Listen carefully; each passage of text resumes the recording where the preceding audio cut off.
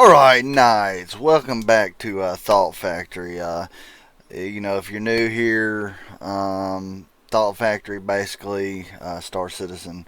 This is where I basically look at inside Star Citizen. They put out videos about, what's coming, what to expect, stuff like that. Um, and I watch it, uh, you know, go through my opinions and basically just see what's coming. Get hyped, get excited.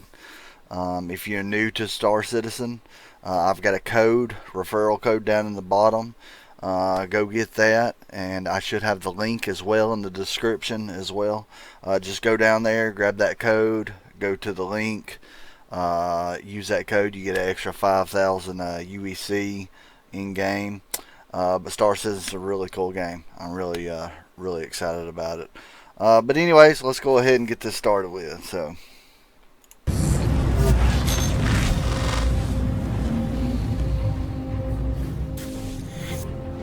We actually have three terms in our system. We have radar, we have ping, and we have scanning. Radar is, in a sense, your passive detection. That is, I'm flying around, things pop up on my radar and I can see them. Then you have ping, where you have to physically hit a button, basically pulsates a ping out into the world, and I can see things much further out. Scanning is the layer where once you see an object, you can scan it and retrieve information on it. What I like about the current implementation of radar is the dynamic signatures. They fluctuate in and out depending upon what you're doing. And because of that, you could actually go into... the cool thing about this, guys, right here, is you can interact with every one of these systems. Every one of them. This looks really good, by the way. I don't remember it looking that good. But anyways, you can interact with all these. So, like, if I wanted to, I could click on, systems, item, menu. I could change it. You got your stealth and power. All this stuff you can click on. And I think that's absolutely amazing. Now, all these buttons over here on the left, I don't think they're interactable yet. But hopefully in the future they will be. To your UI and see your IR and EM fluctuate. Yeah, see how he's that clicking on them? That flexibility is really cool because you can turn on and off stuff, and that changes your signature and your strength and how far someone can see you. Something we don't like is the absence of any information about how well you're detectable by either other players or AI at the moment. For the current implementation of the scanner, it's really awesome to be able to scan ships right now and see if they have any cargo. Especially with the law system, we could determine if they have any illegal cargo. It opens up immersion gameplay where I could fly around, scan some things, and go, oh, that guy has some illegal things. Should I be nefarious and try to steal them, or should I try to shoot him and give him a warning? We want to improve the ping system so that it gives you like a rough idea of, hey, there might be some ships, maybe some bounties that you might want to go after. And because we'll give you that info at a further distance, it really allows you to make gives player agency and allows you to determine whether you want to even investigate it or not, or want to look in a different direction. So that's kind of how our existing system works. There's things that we really like, and of course there's things that we want to improve on and even flesh out even further. And that's exactly where this new work comes into play. With the new radar, we've tweaked how things get detected, so it's no longer two spheres colliding. It's just, to put it simply, if your signature is overlapping with somebody, they're going to see you. One thing we want to improve is to make sure that we get proper player feedback, so you know that if you're in a very high ambient signature area, like a gas cloud, you could be hidden. And this right here is called a hammerhead, and it's a really cool ship. But he's talking about gas clouds. Gas clouds are going to affect the signature, someone's signature radar. So a lot of people will be able to hide in gas clouds. From what I understand. This is my understanding of it. And I think some gas clouds will even be dangerous. So you can hide in it, but your shields can only, maybe you can only be in there so long, you know. But we'll see. Or make better use of the spaces that we provide in the universe that we created.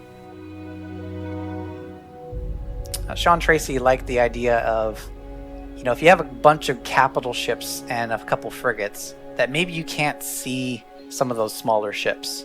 What happens if we had that moment where you could have some ships hide within the bigger ships?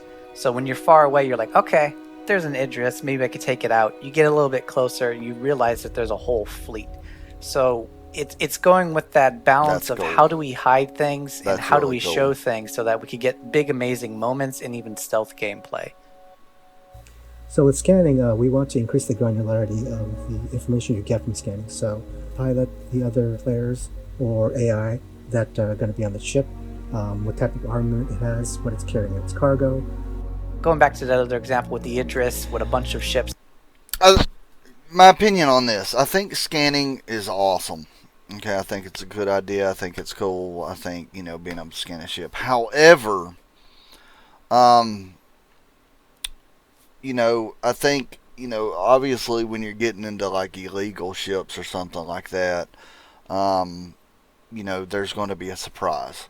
I think with the illegal ships, it's going to be, they're going to have like scan defenses to where maybe it puts out like false data or whatever. And when you do intercept that ship and board that ship, let's say your scanner said that there's, a crew of 3 on there, and you get on there and there's actually a crew of 6 or something. I'm hoping that they keep that surprising element in some ships. Now, obviously, maybe lawful ships have like a crew manifest, and when they're being scanned, it sends that information to like security forces or whatever. That's cool too. But I'm hoping they don't have it to where you could just scan a ship and automatically you are definitely sure that these are right. There's no variables there. I hope they don't do that. But I don't think they are. I think they're going to, there's going to be defenses out there. You can scan it and go, I know that's a ship. What ship is it? I scan from afar and go, oh, it's an Idris. Cool. I don't see anybody else because I have to get closer. You get closer and you start seeing other contacts pop up. You can take a deeper dive into what the contents of that ship are. So before you're too far back and you're like, okay, that's an Idris. Now you're close up and you go, oh, that's an Idris with a gigantic Gatling gun that shoots auroras. Doesn't exist, but I like to pretend it does. Also, we want to expose more interesting information. We want to let you know that there's a wanted person on board. We want to let you know that maybe there's some volatile cargo on board. This we want to looks let you know that there's really good. I don't know if this is like concept art or what, but it looks really good. Star Citizen looks good, but this is, I don't know. There's something interesting relative to your specialization of the ship. It also unlocks more stuff for the designers to say, this type of scanner is going to be more for medical use. This type of scanner is going to be more for criminality or something like that.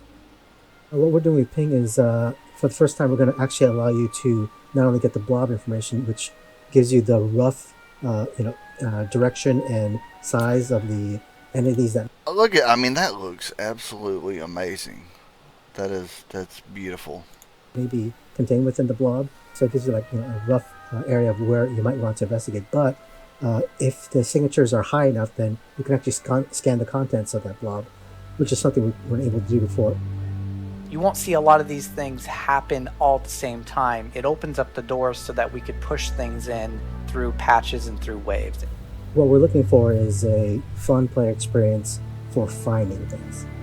Ultimately, players want to be able to look out in the vastness of space and then determine, hey, this is something interesting that I want to do. And this is the direction I need to go experience that fun thing. That's what we're looking toward.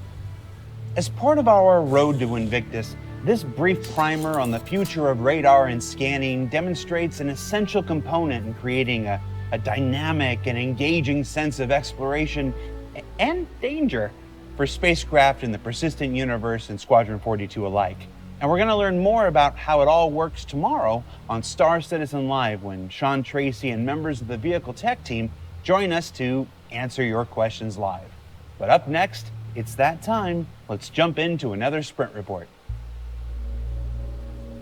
Up first, let's take a look at some recent progress on hospitals, starting with these myriad hospital props like tables for the waiting area and medical trolleys you can expect to see rolling through the hallways. That's really There cool. was even a recent concept for this high-tech gurney, and when I think about the push-pull possibilities here, it reminds me of the first time I was kicked out of a hospital. And the second. The team also progressed on the gray box for New Babbage's emergency drop-off hangar, which needs to be cleaned up a little bit.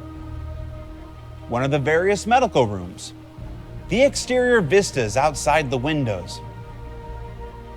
And then dropping in some placeholder signage as guides for other artists when it comes time to really dress this place up.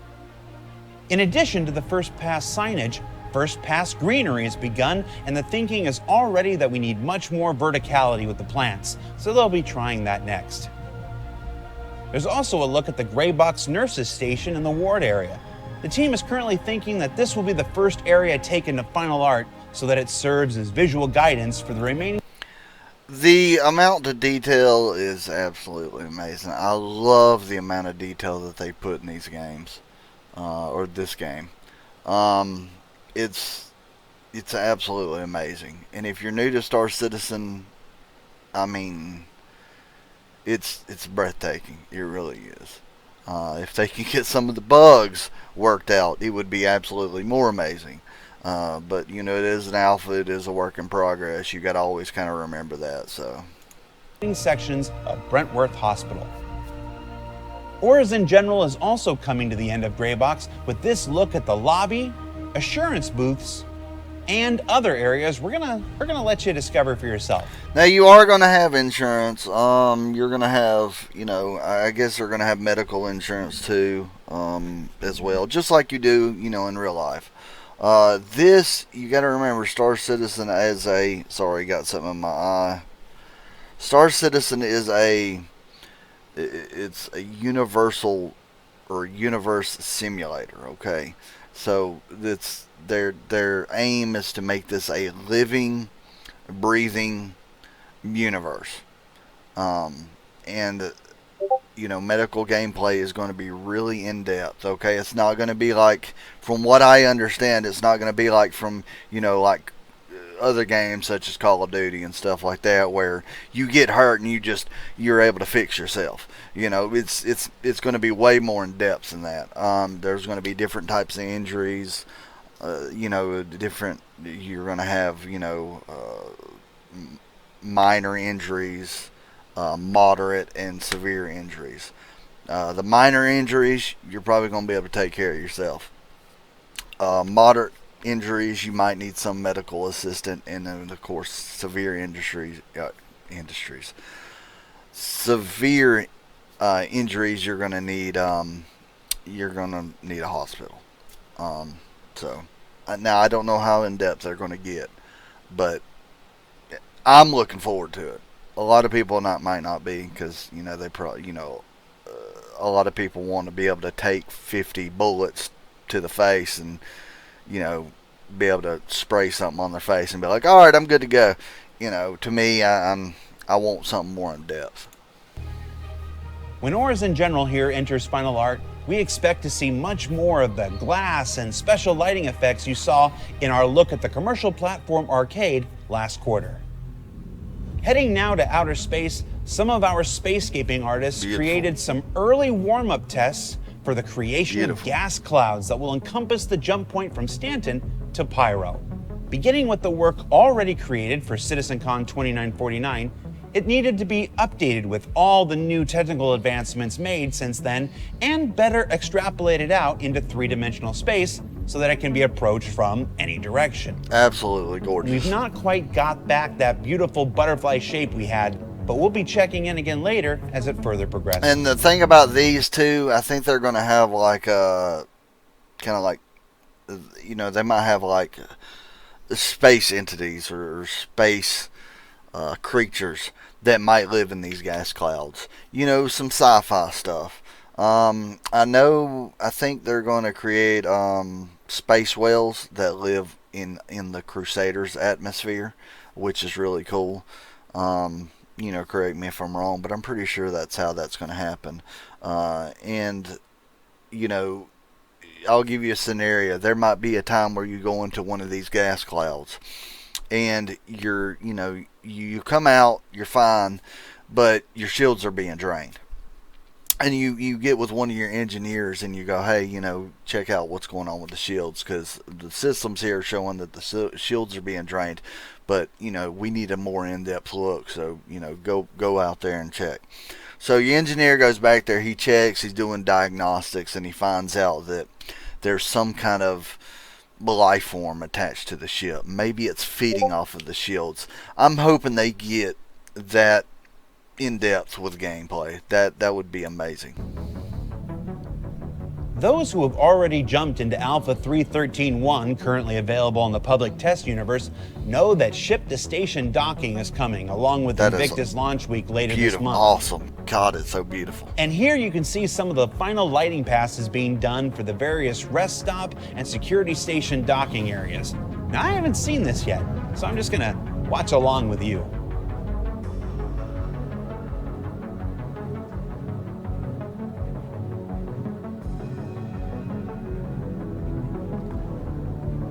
Ooh, that's cool. So if you're looking at this, I kind of explained to you.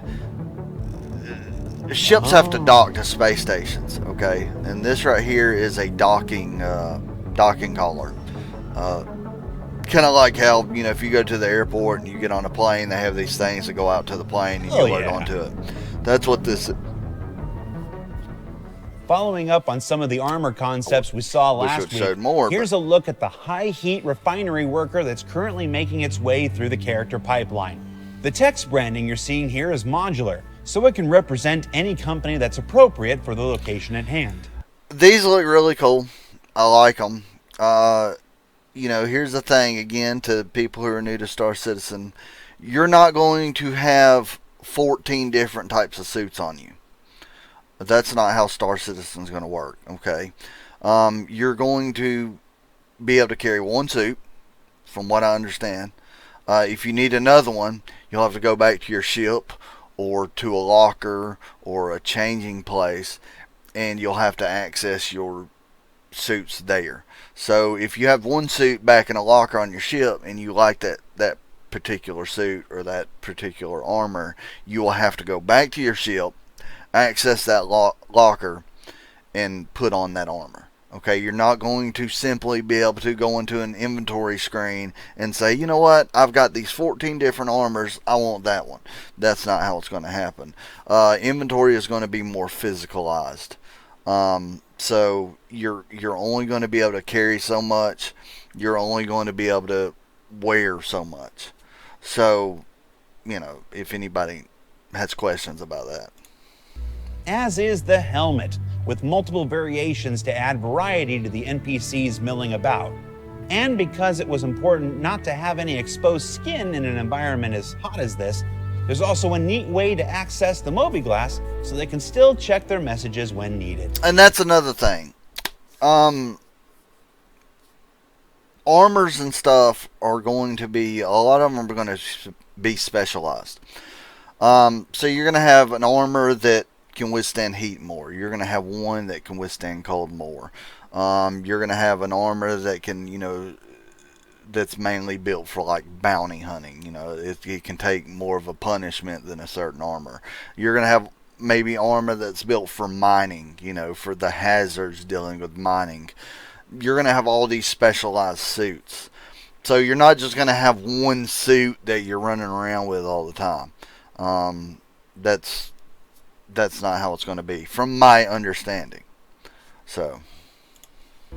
And last week, subscribers got their first look at new armor from Tehachapi, a brand new small-scale manufacturer that has burst onto the scene and begun taking the markets by storm. So, like this, you have your belt here, and you have all these little attachments to it. The way Star Citizen works is when you equip this stuff on you, it shows on you. This inventory is showing. So you've got a knife here. He's got that knife equipped. Okay, so he'd be able to take that knife out. So you can look at somebody and basically tell the equipment layout that they have. Now you can learn more about this new manufacturer and their offerings in the latest edition of Jump Point magazine. Finally, let's take another look at the habitation platform of Orizon, the upcoming landing zone for the gas giant Crusader. We definitely want to preserve the full reveal of everything that makes up this amazing landing zone for when you first visit it in-game. I think we can maybe share this brief sprint on updating the cypress trees that will find their way throughout the platform.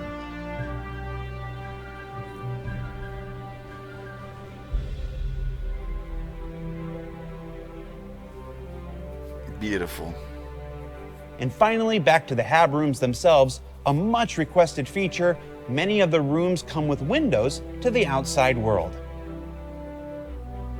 So what did we learn this week? Well, we learned that the next evolution of radar and scanning aims to put systemic tools in the hands of our designers to enable the exploration and discovery of more than just spacecraft and vehicles. That hospitals are still the harbinger of new medical gameplay scheduled to come online in Alpha 3.14. And that before all that happens, we're on the road to Invictus with the upcoming edition of ship-to-station docking and all the potential that brings. I hear there might even be a capital-sized tour coming? Check out the schedule on the RSI website if you haven't already. For Inside Star Citizen, I'm Jared Huckabee. We'll see you all next week. That is awesome. I like that episode.